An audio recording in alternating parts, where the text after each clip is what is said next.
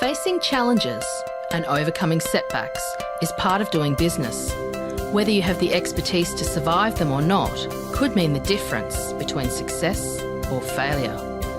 Welcome to We Are Women, featuring revealing conversations that provide invaluable insights into the success secrets of female masterminds. A must listen for every entrepreneurial woman.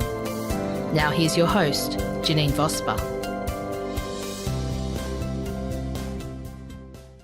Hi, and welcome to this episode of the We Are Women podcast. I'm Janeen Vosper, your host, and today with me I have Bronwyn Condon. And Bronwyn is the managing partner of Marsh and Partners and has more than 25 years experience in business development and management accounting. So she's going to cover some great topics that anyone that's listened to these before knows that it's just not my thing. So I'm going to learn so much this morning, I am sure. So Bronwyn joined Marsh and Partners in 1994 and quickly moved into management roles. And as a partner, she has had an integral part in the firm's growth and success. She left as a grad with M&P and went to London, where she worked with Universal Studios and became the CFO. So at the end of a visa, she returned to Australia and to M&P and to their Brisbane office. So as a business owner herself, she gets it. Running a business is hard work, but when it's all working well and you're on track, it is a lot of fun. The Bronwyn works with businesses on strategy and long-term vision so they can feel that they're in control and working with purpose and have time to enjoy the benefits of working for themselves. Now, I think that's one of the biggest things, isn't it? We sometimes don't allow that time to do it, but I'm going to love this because once we get things working well, obviously that works. Her passion is getting businesses into shape so owners can work on their own goals. So whether that is to create a new project, wealth creation outside the business, or moving on with the business, Bronwyn wants to be part of the journey to bring clarity and support to business owners who feel like they have to do it all themselves. And I see that all the time, Bronwyn. That's probably one of the biggest things, isn't it? The amount of hats that business owners have to wear, and especially with accounting, and rather than handing over to someone expert like yourself who can, help us focus on what's important. Welcome. Thank you. The And that is correct. Sorry, Janeen. Business owners, want to do it all themselves. They want to have that control because they don't want to let it go, because they're scared that if they let it go, what's going to happen? But if they don't let it go, then how do they progress? How do they go and do what's fun? Yes. And it's those things that are most the stickiest for people and the hardest for people to, they have to spend time and focus on, because it's nothing to do with what they're good at, the technician in their business. It's something completely different, like accounting, and they spend too much time on something they don't like doing. I know I have changed a fair bit with my bookkeeping, and it's certainly not my favorite thing to do, Bronwyn. Yeah. At all. That's fine. We get it. Oh, I've got so many friends that are accountants and bookkeepers. I'm just always in awe of them because they're just brilliant at what they do and how they do it. I love it. So I know when we've spoken, you've said that businesses should be fun, and I think a lot of people don't know that, probably. Yeah. Maybe the way. So what do you mean about fun, and how do you get fun? How do you have fun? Yeah. So you've got to enjoy coming to work, getting up each day. If you don't enjoy getting up, then you're actually not going to be productive and you're not going to be efficient in what you do. And I think it comes back down to your passion. Why did you get into business to start with? There was obviously something that you saw, whether it wasn't there in another business, or you couldn't get that product or that service. So you started your business for that reason. So it's getting back to that bare basics, because that's what you love and that's how you have fun. Yes, doing what we love. Absolutely. Because it's exactly right. And I talk about this with a whole lot of different topics, is that we do start business with that intent that I love being a massage therapist or a coach or a trainer or an engineer. I'm going to start this business, and then all of a sudden you're doing everything except what you love. And then and with me, I'm usually talking about focusing on sales, because you are the salesperson in your business, and it doesn't matter how much of a sales team you have, you're still the focus of that business. But you need to, realize that if you're not great at it, then you either upskill or you get somebody else to do that for you. Correct. And we grow as well is the big thing. So we might start out as a one-person band, and then all of a sudden we have 10 people underneath us. So how do we manage all that? How do we, do what we do plus manage home or whatever the case may be?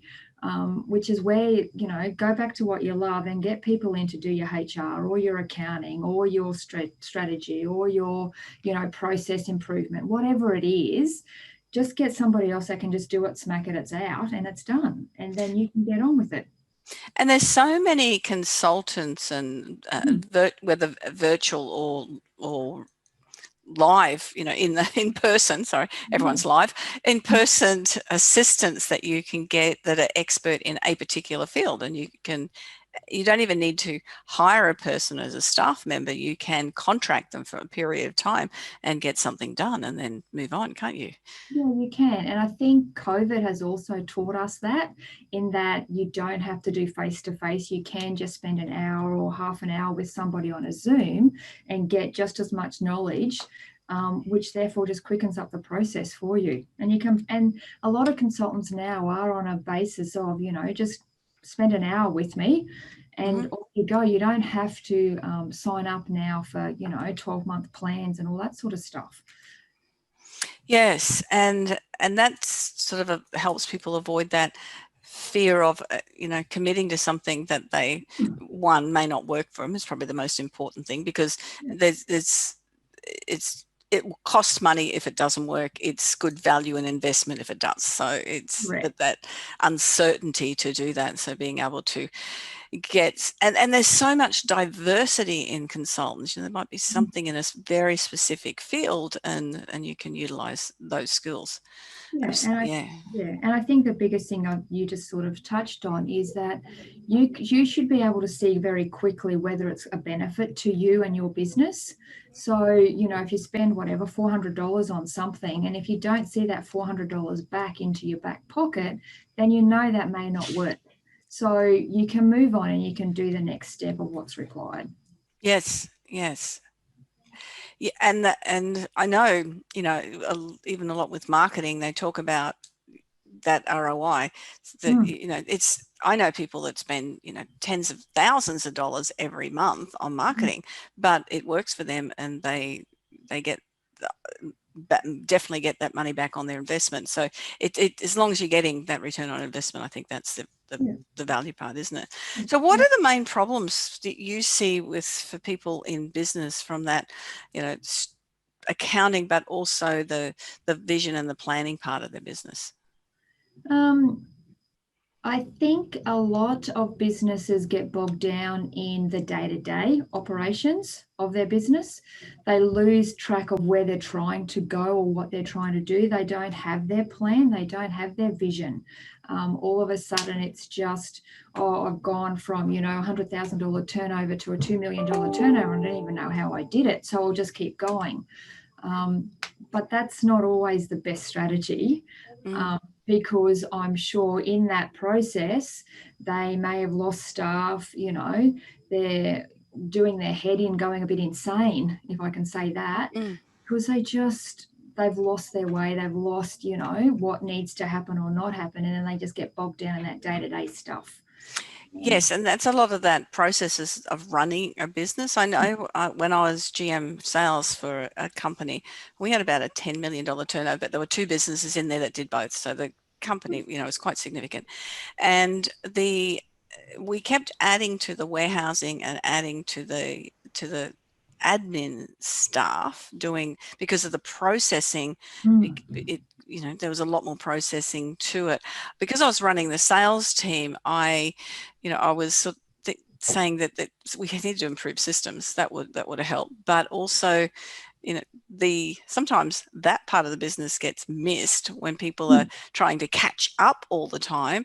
And then down the track, because you haven't got enough sales continued coming in, you've then got too many backroom staff, if you know what I mean. It's hard to keep that balance, isn't it? It is. And so it's really important to understand your organizational chart and go, okay, what do I look like? What do I need to look like? What's my gap?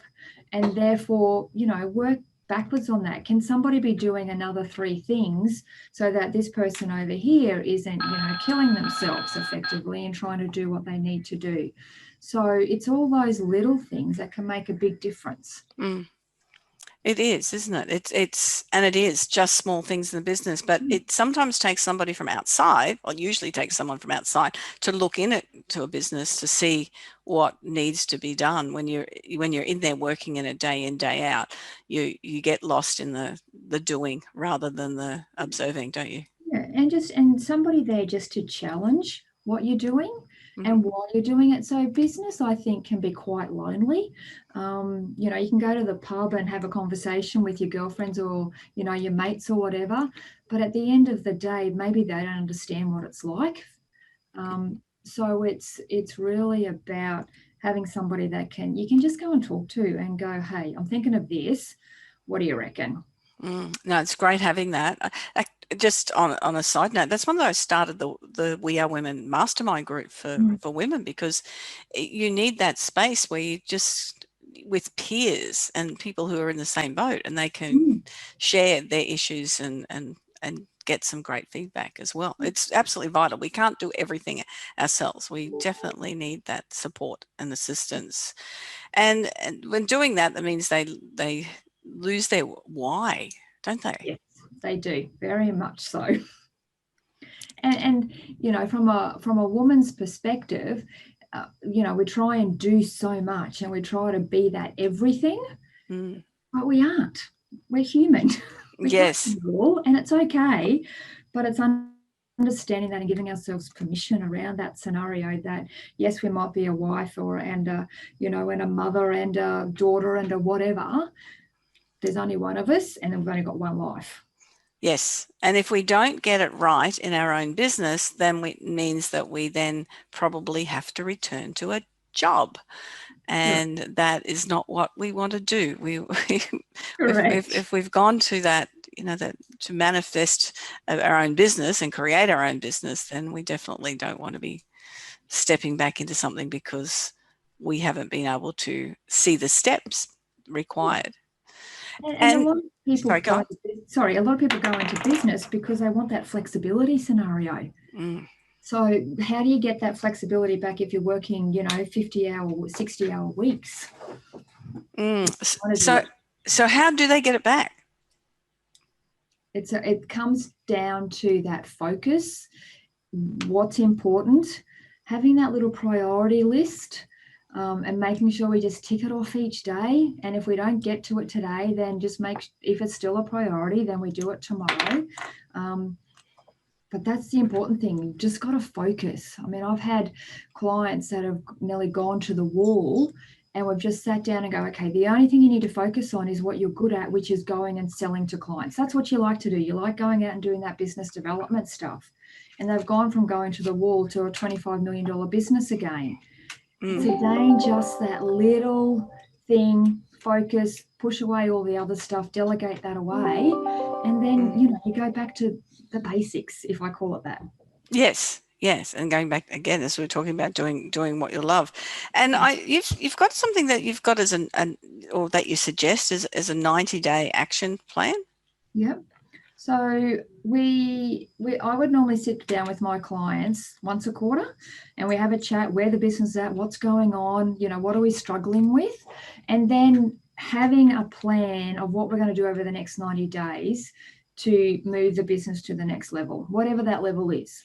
But it puts it into writing. It makes the client and myself accountable because we're both party to this scenario. We both want the business to grow or whatever it is that our plan is. So it's being accountable to each other and then making sure that it works. Now, the 90-day plan might have, 4 things on it, for example, and 2 of those things may not work. That's okay, but at least we know that it doesn't work. But it's around that execution piece. It's around ensuring that, we are doing something and we're ticking it off, because as humans, achieving success, all that sort of stuff's important. So by ticking off something, we go, yes, I've done it. Okay. I love ticking off things. Yeah. We all do. I even things I've thought about in my head, and I thought, oh, I've done it, so I'll write it down and then I'll tick it off. Yep. We are all the same. we like to achieve, and I'm assuming then to do that, because I know a big problem with a lot of people in their own business, that is that sense of overwhelm we're talking about. But one of the topics I talk on regularly is delegate. Yeah, and people don't want to let go because someone else might do it wrong or differently. And that's okay. They can do that, because if they do it wrong, then they won't do it wrong the second time. But if you keep doing it for them, you're actually going to not help yourself. And if they do it differently, doesn't matter. Did it get the same result? Does it mean that, the other staff around go, I get that, but I didn't get what you said? So have we not won? So again, doesn't matter. My philosophy is always to employ people better than me, because it makes my job easier, but it brings new ideas and fresh ideas in. And that's a good thing. I think it's a brilliant thing. I particularly like it when people challenge me on something, and I think it's human nature. The first thing is to go, what? And then step back and go, you know what? That is a really good idea. I really like the way that you've looked at that differently. Let's investigate. It may or may not work, but it's often, I'm on quite a few boards, and I encourage people to come on the boards I know who are going to be difficult, because I won't learn if I'm president and everyone just goes, yes, Janeen, fine. Correct. Correct. And the same from your staffing perspective. If they can't challenge you, then they're just going to be a doer effectively in your organisation. They're not going to be a thinker. They're not going to be proactive. And then how do you then achieve what you need to achieve? And that's the difference between a manager and a leader, isn't it? Correct. Yes, big difference. And that whole part of taking on too much. And I think, and I know something that I spoke to somebody else about right at the start of COVID, and I think it was an important factor, definitely important now, is to know your finances.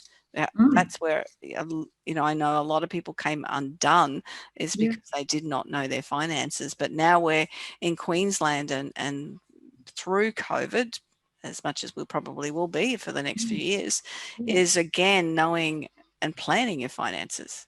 Yeah. At the end of the day, cash is king. No matter what anybody says, cash is always king. But how do you get that cash? What do you need to look at? What's your pipeline? What are your debtors or your accounts receivable looking like? What bills do you need to pay out? What's about to hit you in the head? Tax, God help us, as well. There's all these things in the background that are going to have an impact. So understanding what that looks like and where that's at means you can then plan. You don't want surprises. No, and this year was a big surprise it's definitely a big surprise for most of us, but financially in our businesses as well. I know for me, it was very much the opportunity to consolidate. My biggest expense in my business, because I'm a sole trader, is software, without a doubt, because I use so many different platforms, and that was the issue. I used so many different platforms, and as each one came up for expiration, and I just cancelled one today, it felt so hard because now I've got to recreate the lead pages somewhere else, but it was due on the 20th, and I thought, you know what, I'm going to cancel that because I've got 2 other bits of software that do the same thing and save myself a few $100s for the year. And I've gone through and done that with a lot of things and consolidated myself. And it's like any expenses that people would have in their business is one way to I mean, I'm all about generating sales, because that's what I teach people to do. But you also do need to look at your expenses, don't you? You do, and those little tweaks can make a big difference. So $200 here and there adds up very quickly. I think the other thing which you sort of mentioned was a lot of people focus on those expenses and cutting costs, but that doesn't help generate revenue. So it's making sure that what we cut, doesn't impact on how we build our pipelines. Because that at the end of the day is what you need to do. And yes, COVID threw a bit of a spin into that. But I mean, you can look at all those people that have pivoted and made, a difference. Was it Bundy Rum started making hand sanitizer, for example? What can we do that's that little change to generate revenue? Because you're going to only cut costs so far. And the other thing I've noticed people have done a lot is they've cut the price of their items. Now I ran Mastermind Group on Friday, and we talked about putting everything up by 10%, because that just increases the revenue in your business by 10% on one simple thing. Because everyone in the room, when we looked and analyzed it, was I was going to say undercutting their own value. That's a way to put it. And I've got somebody that I know at the moment is offering a few weeks of training and has gone from $197 to $147 for a month's worth of training. And my first thought is, I know this person and I know it's not right, but my first thought is it must be crap. Yeah. $147. God, and because the more price on something, the more people see the value, that this must be really worthwhile if they're charging this amount. And I had somebody question that with my sales training the other day, and I said, I guarantee by the time you walk out of the room that you will have that ability to speak about your product with confidence to any person, anywhere, anytime, and have the right pitch. And so that value, I have no hesitation with it. But I'm disappointed for this person, because I know that she's brilliant at what she does, but I think she won't get either that, or she has to get 100 people book in instead of 10. And that's a lot more work then to work with that as well. And it's a false sense of you're creating. So then when you're working with all these people, you haven't got time to build your business. Correct. And when we've got a tool that we use to show our clients that, if you went and decreased the price by, even just 1%, we just call it the 1% rule, how much volume you need to increase to get that 1% back. So, go the other way. If you increase it by 1%, what the volume you would have to do instead. And if you're buying something and it's $50 and the price went up by 50 cents, you're not even going to notice it. But that 50 cents is straight to your bottom line.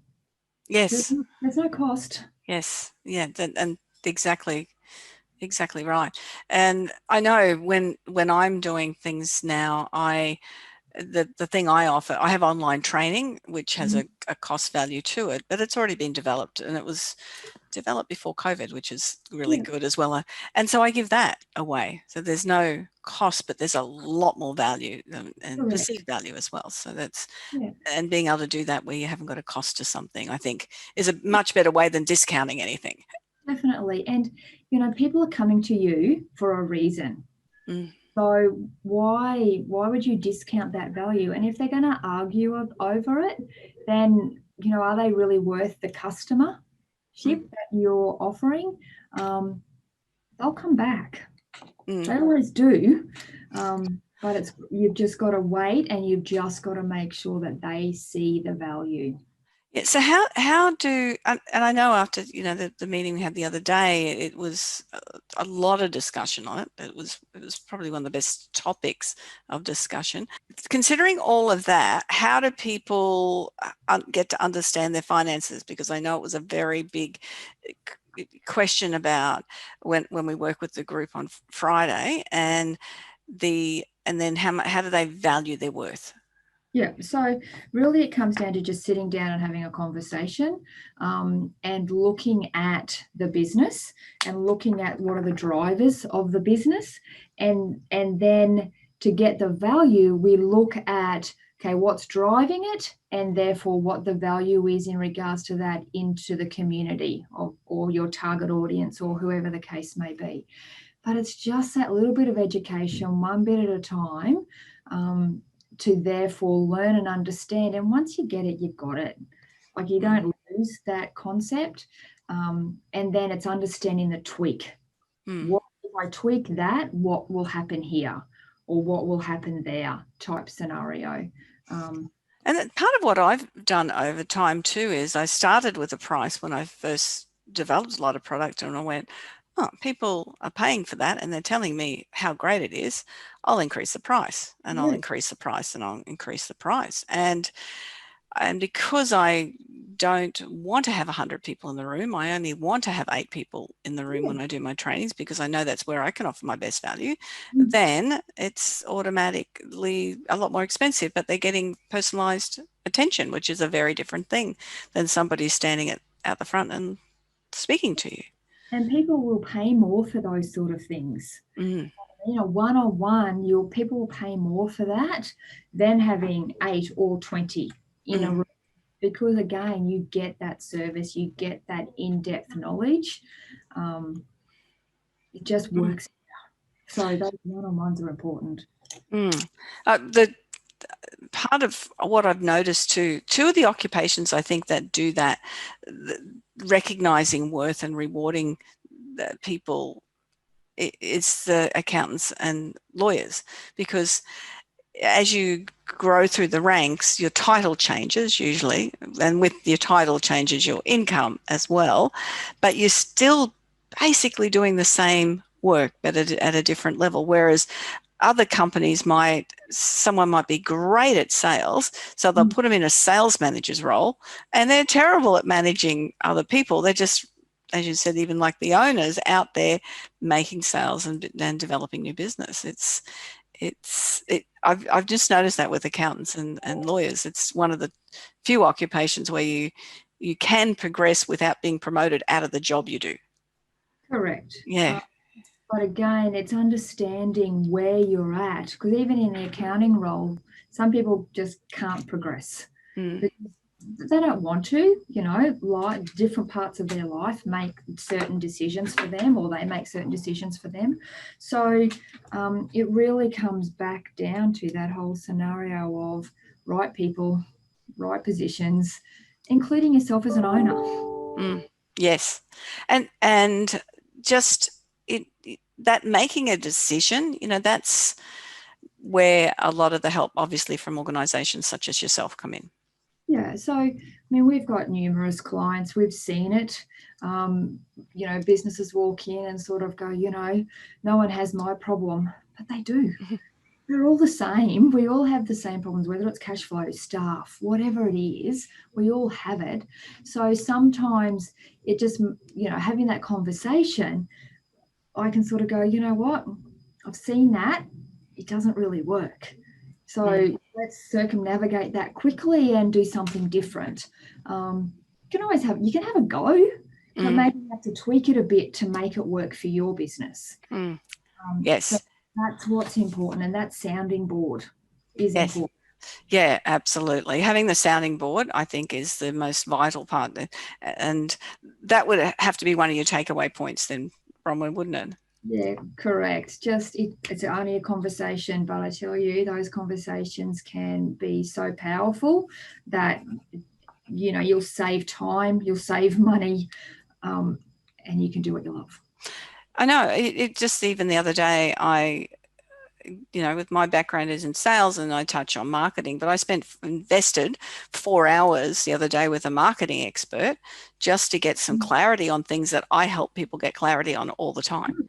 But I needed someone from outside to look at it, because I was just too close to everything, and and got some amazing help and advice from this person. But we've all got to do that. Whatever the topic is, we've got to look outside ourselves and get some experts in to help. And particularly, the money is the most important thing in your business, really. You need to be aware of it. So what about some other takeaway points? I think, it's pick up the phone. It's not hard to have a conversation. It's not hard to, go, what do you think? Or this is what I'm doing, or where I'm at. And I think that by doing that simple thing, it takes the stress out of life. And then if you take the stress out, it takes out the unknown.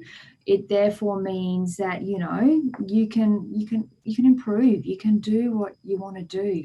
And I think, a big takeaway is a tiny tweak can make a big difference. So you don't have to, implement this $100,000 computer software program. Going from paper to an Excel spreadsheet can make a big difference. It's simple things can make a huge difference. Increasing your price by 1% from $50 to $50.50 make a huge impact back. So those little things, that's all we have to do each day, is little things, not the big things. And that takes away the fear factor. Yes, absolutely. And it builds your, you can do it. And I like the idea of that, setting the 90-day goals. I teach goal setting as well, but sometimes we do look too far ahead of what, rather than just, as you said before, just 4 things in that 90 days that you want to perfect. Yeah, any more than 4 things and you won't do it. That's the reality, because it's too big again. Yes. Yeah.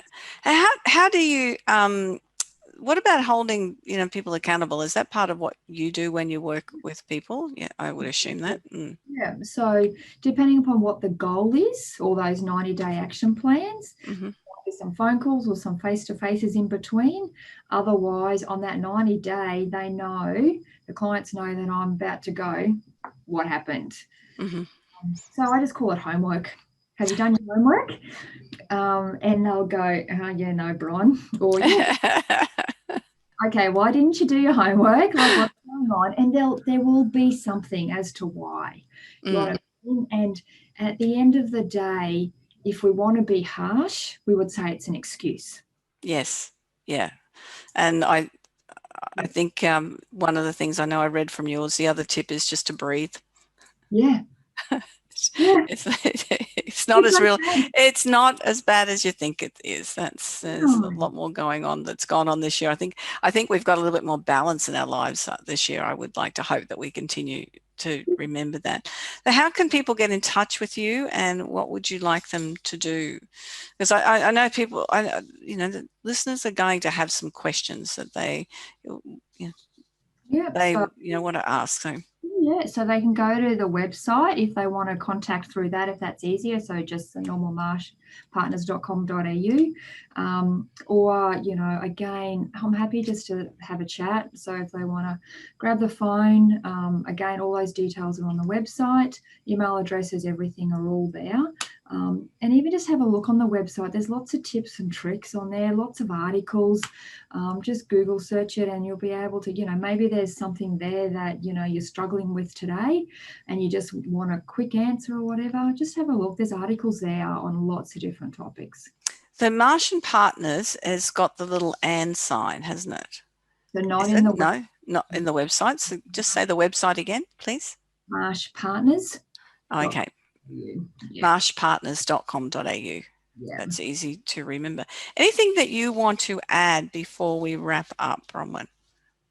I don't think so. I think it really is, my last takeaway point was that breathe factor. It's okay. Give yourself permission. Tomorrow's another day. If you've had a bad day, it's okay. And, you've done this for a reason. You've gone into business. Go and have some fun.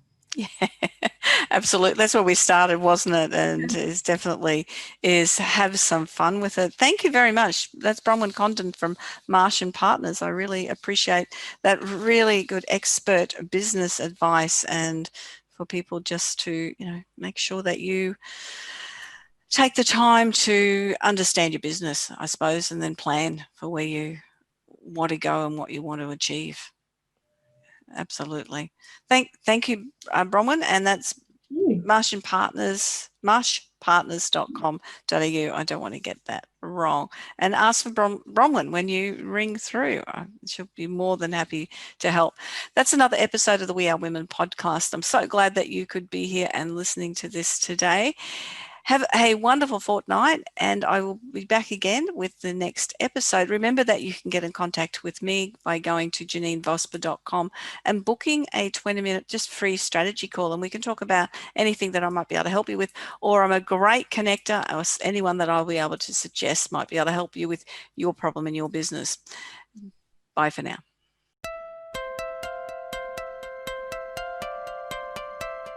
So, do you feel stuck in a rut in business?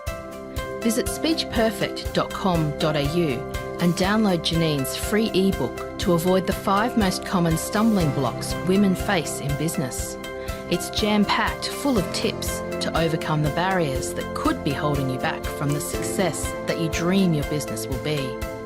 We would love you to leave a review of today's episode and share this podcast with other women in need of entrepreneurial inspiration.